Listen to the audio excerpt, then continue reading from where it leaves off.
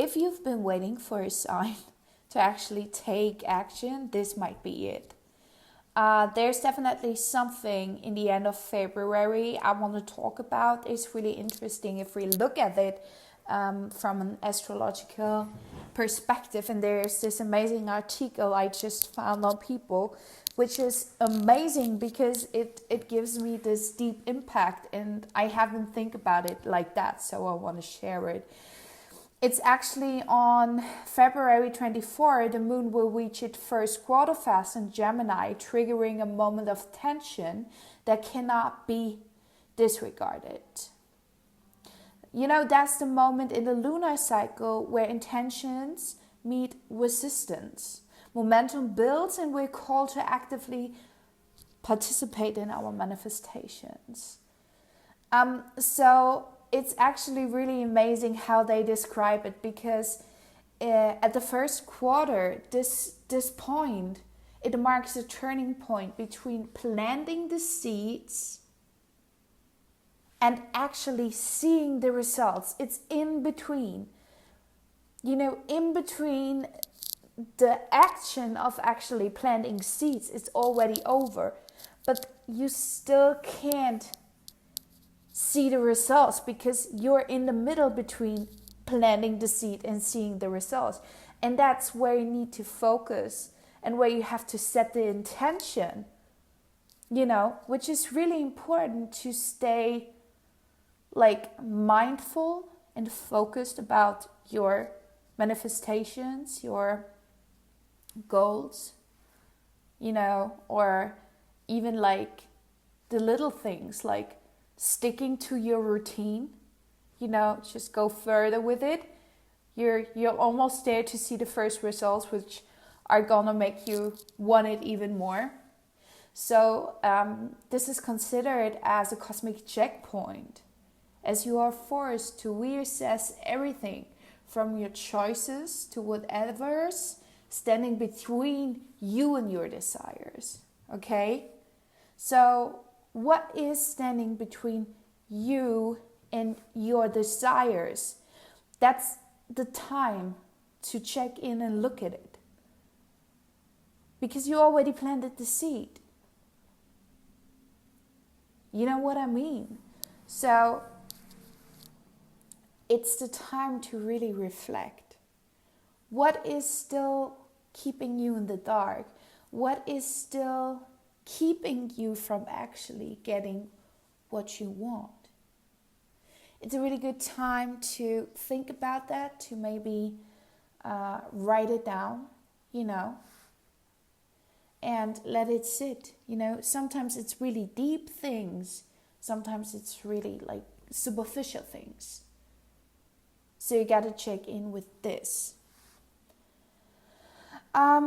So Pisces is really emotional driven. It's a water sign. It prefers to flow and surrender, you know. And Gemini is more like movement and communication and all of that. So for instance, Pisces invites reflection, while Gemini insists on answers and dialogue. So this could, of course, cause the feeling of restlessness. And it can also result in really powerful revolutions. You know. So, if anything, this is an opportunity to translate those emotions into words and plans for future. So if you feel torn between following your heart and zooming in on the details, this is no coincidence. Following your heart and zooming on the details, which is Pisces and Gemini, you know. So what I want to do is I kind of want to check in with the collective. And I kind of want to see what is actually, you know, what is the time in between these two places? What is going on? What are we still needing to realize? I get inner power. Choosing yourself and acknowledging your true strength. Like there's definitely an inner power that needs to be activated, that needs to be, with us, and the knowing of this inner power, that everything we need, we actually already have it inside ourselves. So it might be that some of you, or some of us, let's say some of us, might still be doubting, because of past things that happened to us. You might still be doubting. Feathers. There's feathers coming out. Let me just check something. So that's amazing, because feathers actually symbol transcendence and a connection to the divine, like to the spiritual realm. It carries a really, really deep meaning and guidance. And I'm so happy when I find feathers. Feathers are such a big part of me. I don't know why. I don't even know why. There's something about white light. Number 36, which breaks down to a 9, which is kind of like, for me, 36 is my life number. I'm a 9, so maybe some of you us are too, which is a part of me, which is a big part of me. And I feel like the 9 is the great teacher, like somebody being in the spiritual field. And I feel like with this 36 also, if I connect, I love numbers, by the way. If I connect the numbers, I feel like it's a 9, and the last year was a 9. Now we're in the 1. So there's something about, how can I say it? You actually ending a cycle of, like, I feel like 7 years. There's something about 7-year cycle. I always go back to that number if I think about letting go. There's definitely something in the collective that happened like 7 years ago, or in that time frame. There's something about letting go and becoming a great teacher of some wisdom. Could be in everything. You're gonna teach something to other people, and it's going to help them to get better.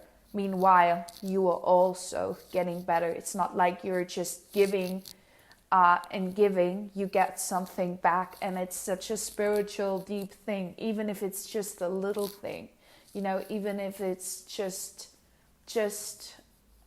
you. I don't know. I don't want to say just, because it's a big thing. Teaching people things. You have a great impact. You remember your teachers. You still might remember your teachers.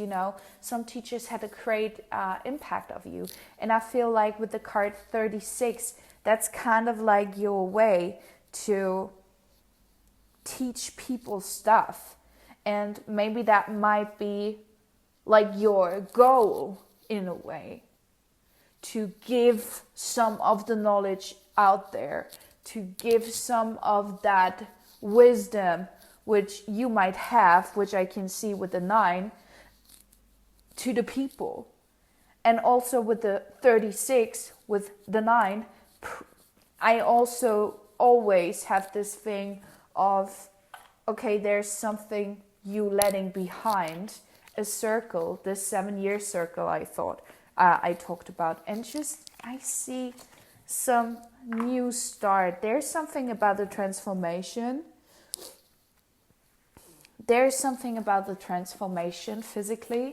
Also physically, not just like for yourself. There's definitely something about ask others to help you. There's definitely something about I just got something about the color green. And I just got, don't be afraid to ask others for help. Don't be afraid to ask somebody for help. If you're new in the field, like sports or something, there's something about asking someone for help, or doing it with somebody together, might help you to actually reach your goal. To get like the discipline you need. Sometimes you need somebody else to come in, and then it's easier for you to start it and to actually, I don't know, to,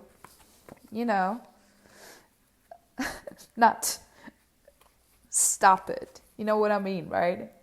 There's something about Freya, the goddess, which is like unleashing your, adventurous side, taking risk.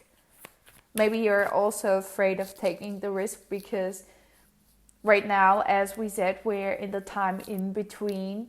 So the only thing for you to actually reach where you want to go is you got to take the risk. Got to take this one last risk, and you can. I feel like with this whole transformation thing, you're like, okay, I'm gonna do it when I have XYZ. I'm gonna do it when I have this new haircut. I'm gonna do it when I lost 10 pounds, something like this. But it doesn't matter because it's really superficial. And let me tell you one thing, you got the energy, you already got all it takes. It's not that superficial thing. It's definitely not. I got the Knight of Wands and the Queen of Swords, which kind of shows me that on the one hand, you can be like, really lusty, free-spirited person, really creative. This could be also a sign for you to start working creatively. But with the Queen of Swords, it's also a really, loyal, honest person, which is really like, it always gives me that, how can I say that? Queen of Swords always gives me this all dressed in white leader that is actually really fair, but she is gonna use her sword if she has to.